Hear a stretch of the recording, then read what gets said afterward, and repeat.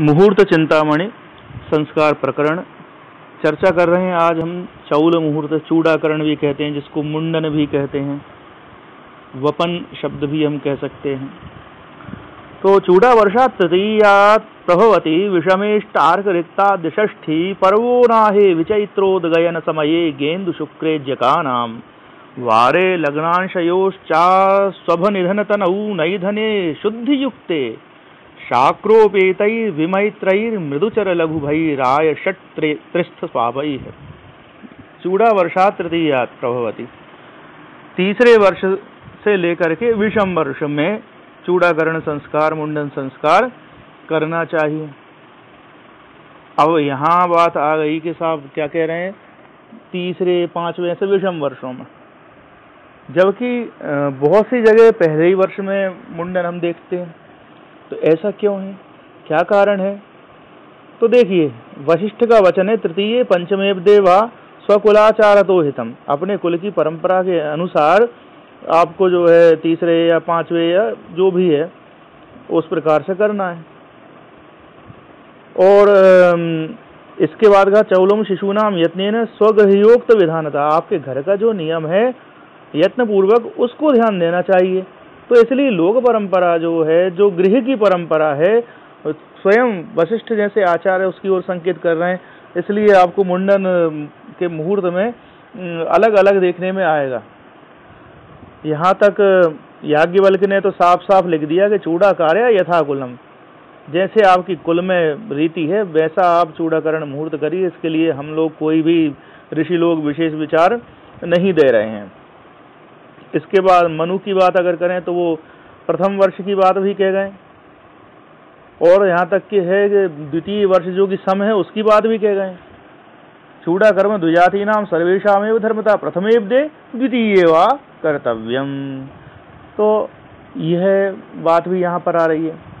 तो मूल जो है कि तीसरे पांचवें ये वशिष्ठ के आधार पर लिखा था, लेकिन टीका से हमको यह पता चल रहा है कि मुंडन संस्कार अपने कुल की रीति के अनुसार किया जा सकता है। इसमें जो श्रुतिकार स्मृतिकार हैं उन्होंने बहुत ज़्यादा कोई प्रतिबंध नहीं लगाए हैं। फिर कब करना, तिथि क्या हो, तो कहते हैं अष्टार्क रिक्ताद्य षष्ठी पर्वो नाहे। ऊन करना है, इनको सबको छोड़ करके फिर किसी दिन आपको करना है। किसको छोड़कर? बोले अष्टमी। अर्क, अर्क अर्थात सूर्य, आदित्य 12 है मतलब द्वादशी छोड़नी है। फिर रिक्ता तिथि चौथना में 14 भी छोड़नी है, और आद्य पहली जो तिथि है प्रतिपदा वो भी छोड़नी है, षष्ठी भी छोड़ देनी है भाई। और पर्व भी ऊन करना है। तो पर्व जैसे ही बात आई तो पर्व क्या, अष्टमी, चतुर्दशी, पूर्णिमा, अमावास्या, संक्रांत है। तो अष्टमी, चतुर्दशी इनकी चर्चा तो पहले हो ही चुकी थी। अब ये पूर्णिमा और अमावास्या भी छोड़ देनी है, और संक्रांति भी छोड़नी है। इनसे हटके आपको अच्छे दिन में करना है। विचैत्रोदगयन समय, चैत्र को हटाकर उत्तरायण के समय में, मतलब उत्तरायण में चैत्र महीना होता है तो चैत्र महीना को छोड़ना है। तो यहाँ चैत्र से मतलब क्या, मूल है मीनार्क से। इसके बाद अगली जो बात आती है, हम पूरा चैत्र को भी छोड़ दें क्योंकि आचार्य कह रहे हैं। और इसके बाद गेन्दु शुक्रेज्य का नाम, वारे बुध है, इंदु चंद्रमा है, शुक्र है, इज गुरु है। तो कुल मिला के चारों शुभवार इसके लिए कहे गए हैं।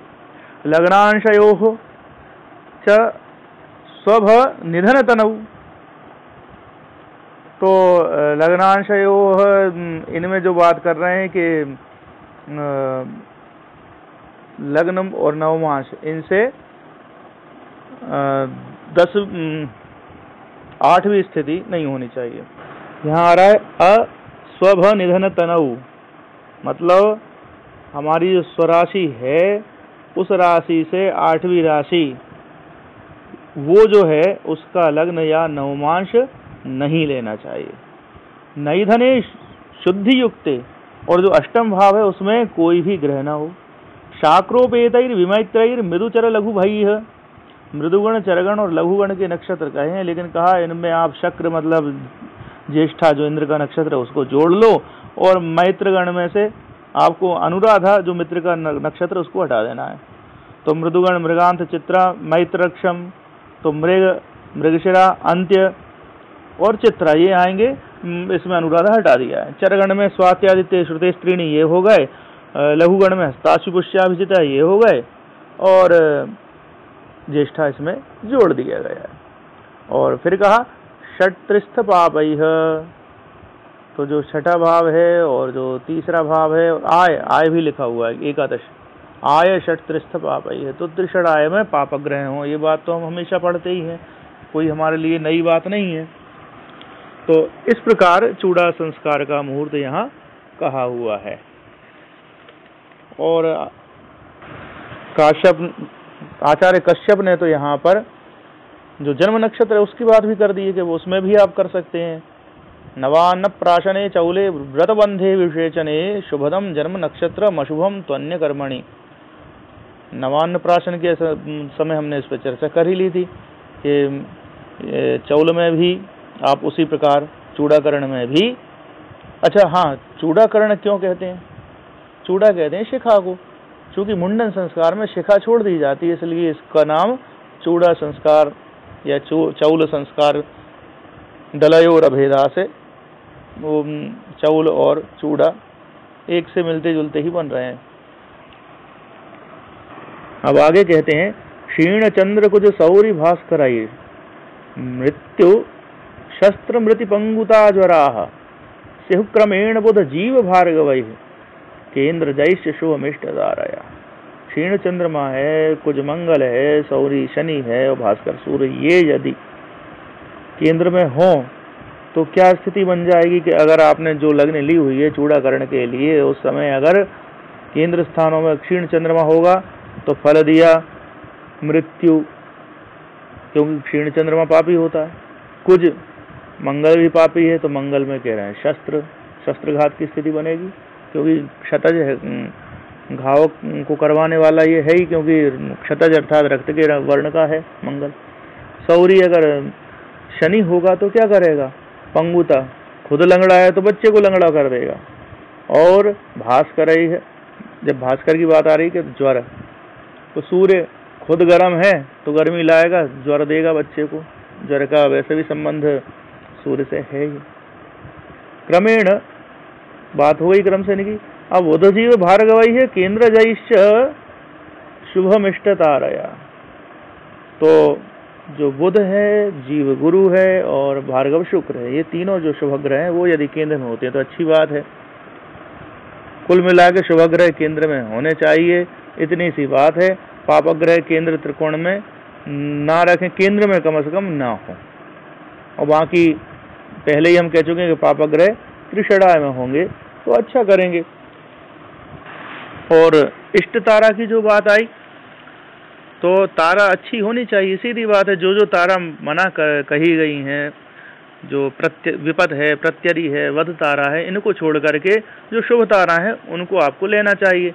जहाँ जहाँ जन्म तारा वगैरह की बात, तो चूंकि यहाँ पहले ही कह चुके हैं कि जन्म नक्षत्र ले सकते हैं। जब जन्म नक्षत्र ले रहे हैं तो आगे जो दूसरे जो जन्म तारा के नक्षत्र हैं उनको लेने में क्या दिक्कत है। अब एक समस्या, यदि माता सगर्भा है, गर्भिणी है बच्चे की, तो क्या करना? तो वो कहते हैं पंचमासाधिके मातुर गर्भे चौलम शिशोर्नसत पंचवर्षाधिक श्रेष्ठम गर्भिण्याम अपि मातरि। ये कह रहे हैं कि अगर जिस बालक का मुंडन किया जाना है उसकी माता पंचमासाधिके गर्भे, 5 महीने से ज्यादा की गर्भिणी हो, तो चौलम शिशोर्नसत, तो शिशु का चौल कर्म नहीं होना चाहिए, शुभ नहीं होगा।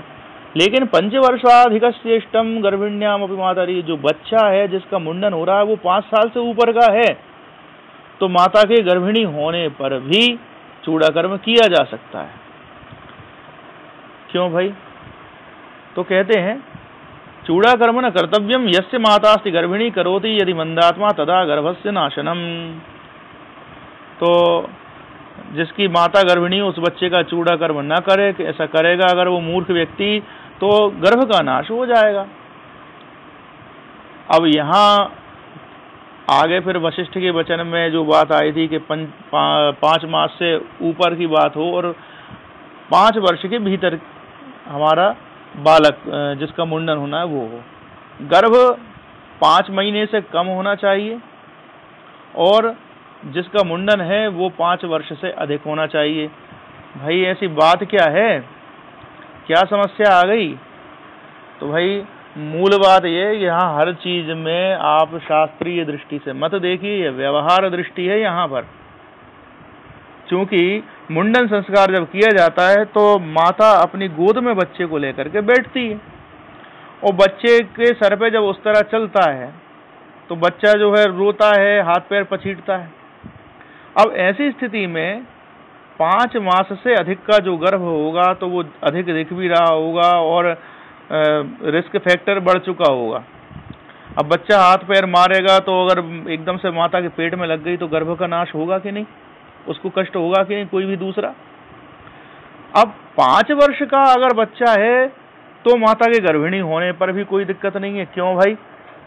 क्योंकि 5 साल से ऊपर का बच्चा वो समझदार होगा। कैसे? क्योंकि 7 साल का बच्चा होगा भाई साहब। क्यों? क्योंकि विषम वर्षों में कहा ना, तो यह कह रहे हैं कि 5 वर्ष से अधिक का लेना है। तो मतलब बच्चा छठे में तो होगा नहीं, जब 6 साल का पूरा हो चुका होगा, 7वें साल में चल रहा होगा, उस समय में तो 6 साल का बच्चा खूब परिपक्व हो चुका होता है। उससे कहेंगे बेटा चुपचाप बैठ जा, कुछ नहीं होगा तुझे, तो वो बैठा रहेगा, तो गर्भ को कोई समस्या नहीं होगी।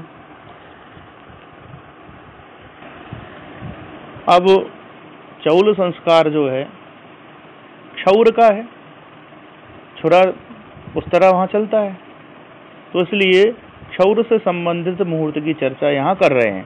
तारा दौष्ट्येब्जे त्रिकोणोच्च गोवाक क्षौरम सत्यात् सौम्य मित्र स्वर्गे सौम्ये भेब्जे शोभने दुष्ट तारा शस्ता ज्ञेया क्षौर यात्रा अधिकृत्य। तारा अगर दुष्ट है, तारा दोष युक्त है, क्योंकि अभी कहा ना शुभम इष्ट तारा, या इष्ट तारा होने पर शुभ होता है, लेकिन कहा कि साहब तारा खराब है तो क्या हो?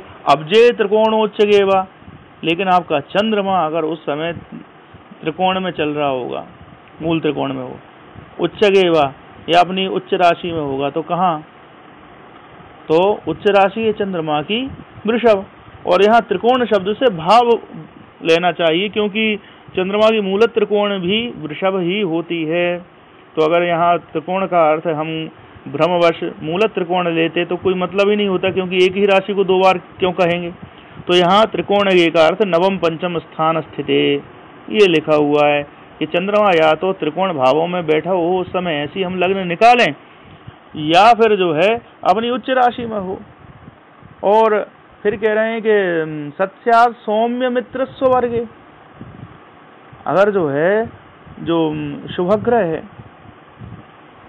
उनके राशि उनके वर्गों में गया हो चंद्रमा, या अपने मित्र की राशि या वर्गों में गया हो, क्योंकि मंगल और सूर्य दोनों मित्र हैं लेकिन सौम्य नहीं है, तो मित्र होने के कारण ठीक चलेगा उनमें। स्ववर्ग अपनी ही राशि के वर्ग में गया हो, अलग अलग जो षडवर्ग देखते हैं हम उनमें, तो इन स्थितियों में तारा की दुष्टता शमित हो जाएगी, क्षौर कर्म हो सकता है।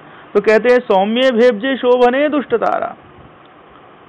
सौम्य नक्षत्र है, मतलब विहित नक्षत्र जो कहा गया है वो नक्षत्र है, और उसमें होते हुए भी अब्जे शोभने दुष्ट तारा, और जो चंद्रमा है वो भी शुभ है उस समय, और लेकिन तारा दुष्ट है। तो शस्ता ज्ञेया क्षौर यात्रा आदि कृत्य, क्षौर में और यात्रा इत्यादि कृत्यों में तारा दोष युक्त होने पर भी यदि चंद्र बल है, यदि नक्षत्र ठीक लिया गया है, तो ये कार्य कर सकते हैं। सौम्य भे विहिते नक्षत्रे सति अब्जे शोभन चंद्रे गोचरोक्तम अष्टम स्थानस्थे सति दुष्ट तारा समीचीन तारापि चेत्स्या तदा क्षौर यात्रादि मंगल कृत्येषु शस्तादि प्रशस्ता। तो यहाँ टीकाकार ने जो अष्टम स्थान वाली बात कर दी है। मूल में कहीं भी हमें श्लोक में ऐसा नहीं दिख रहा है, फिर भी यहाँ इन्होंने कहा कि चंद्रमा अगर अष्टम में भी हो, भाई शोभन चंद्र लिखा हुआ है तो गोचर में शुभ स्थानों पर होना चाहिए। तो यहाँ अष्टम स्थान स्थे सती दुष्ट तारा समीचीन तारा भी, ऐसा इसको देखें तो 8वीं तारा की बात यहाँ मिलती है हमें ज्योतिष तंत्र में, और वो कहते हैं जन्माख्या अष्टमी तारा न शुभा ना भी निंदिता। अब यह बात हमारे लिए बिल्कुल अलबेली है, क्योंकि जन्म तारा हम पहली को कहते हैं और 10वीं को कहते हैं, लेकिन यहाँ 8वीं तारा को जन्म कह रहे हैं और उसको अशुभ भी बता रहे हैं, जबकि हम 8वीं तारा अच्छी मानते हैं। तो ये एक विचारणीय विषय यहाँ पर प्रस्तुत हुआ है। ऋतुमत्या सूतिकाया सूनोश्चौलादिनाचरेत ज्येष्ठापत्यस्य न ज्येष्ठे कैश्चिन मार्गे विनेष्यते। 33वां श्लोक है। तो कहते हैं जो ऋतुमती रजस्वला स्त्री है या जो सूतिका है जिसको बस अभी प्रसूति हुई है, बालक बालिका कुछ हुआ है, तो उसके पुत्र का चौलादि संस्कार नहीं करना चाहिए। मतलब ये हुआ कि भाई बच्चे का मुंडन नहीं हुआ था, बच्चा थोड़ा बड़ा हो गया है और उसका मुंडन आपको करवाना है, तो जो मुहूर्त आप निकाल रहे हैं उस समय अगर माता रजस्वला है तो अपवित्रता के कारण स्वाभाविक है कि धर्मशास्त्रीय मान्यता नहीं है। और दूसरी बात जो कही कि सूतिका वाली कि भाई दूसरा बालक भी हो गया है, बच्चा हमारा 3 साल का या 5 साल के भीतर है और उस समय उसका छोटा भाई बहन कुछ बस जन्म ही हुआ है, तो उस स्थिति में भी चौल संस्कार नहीं हुआ। क्यों नहीं होगा भाई? फिर वही बात कि माता की गोदी में बैठा करके बालक का मुंडन करते हैं। अब यहाँ बच्चे एक और छोटा बालक जो है माता की गोद में है, तो वो उसको दूध पिलाएगी कि इस बच्चे की ओर ध्यान देगी। तो उसके विषय में टीकाकार ने स्पष्ट किया है कि भाई कम से कम जितना समय वो सूतिका स्नान के पहले का, जो शुद्धि के पहले का है, कम से कम उतने समय को आपको अवॉइड करना चाहिए। तो सूतिकायाम अपि कर्मानर्थ काल उक्तो विष्णु स्मृतौ, कि भाई कब जो है सूतिका शुभ कार्य कर सकती है, तो उसके विषय में आया है सूतिकाम पुत्रवतीम 20 रात्रेण कर्माणि कारयन् मासेन स्त्री जननी। विष्णु स्मृति के अनुसार अगर पुत्र हुआ है तो 20 दिन में, और अगर कन्या हुई है तो 1 मास में माता शुभ कार्य, यज्ञ आदि कार्य, इस प्रकार के जो मांगलिक कार्य हैं उनको करने योग्य होती है, उसको पूर्ण रूप से पवित्र हो उस योग्य कही गई है। अब उसके बाद अगर चाहें तो आप कर सकते हैं। मतलब प्रसूतावस्था के उसको प्रसूति का कहने की स्थिति वो मूल रूप से लगभग 1 महीने तक कही गई है। हम वैसे भी देखते हैं कि हमारे यहाँ सूर्य पूजन, जो कुआं पूजन इत्यादि की बात है, तब तक सामान्यतः जो है स्त्रियों को घर में कोई भी कार्य कराया नहीं जाता प्रसूतिकाओं को। बस उनको कहा जाता है कि आराम करो, अपने बच्चे की केयर करो, खूब खा भी हो। तो कई उसके पीछे कारण है कि भाई काम करेगी तो पानी में हाथ होंगे, ठंड बैठेगी, और ठंड बैठना जच्चा बच्चा दोनों के लिए ठीक नहीं है। अब आगे जो बात आई कि ज्येष्ठापत्य से न ज्येष्ठे कैश्चिन मार्गे विनेष्यते, भाई अगर बड़ी संतान है, बड़ा लड़का या लड़की है, तो उनका ज्येष्ठ मास में नहीं करना चाहिए, ऐसा भी कुछ लोग कहते हैं। रत्नमाला ग्रंथ का उदाहरण दिया कि आद्य गर्भदुहितु सुतस्य वा ज्येष्ठ मासी न च जातु मंगलम, इनका मंगल कार्य नहीं होना चाहिए ज्येष्ठ मास में। अब एक और बात से की दी इन्होंने कि मार्गे मासी तथा ज्येष्ठे विवाहम चौलमेव च ज्येष्ठ पुत्र दुहित्रोश्च न कुर्वीत व्रतम तथा, वही चीज दोहरा के यहाँ कही जा रही है। हाँ, चूड़ाकरण संस्कार की, मुंडन की चर्चा संपन्न होती है, और मुंडन भी एक प्रकार का क्षौर है। तो इससे लगी हुई चर्चा ही अग्रिम श्लोकों में क्षौर कर्म की, जिसको हम हजामत कहते हैं, कटिंग कहते हैं, उसकी चर्चा हम आगे करेंगे।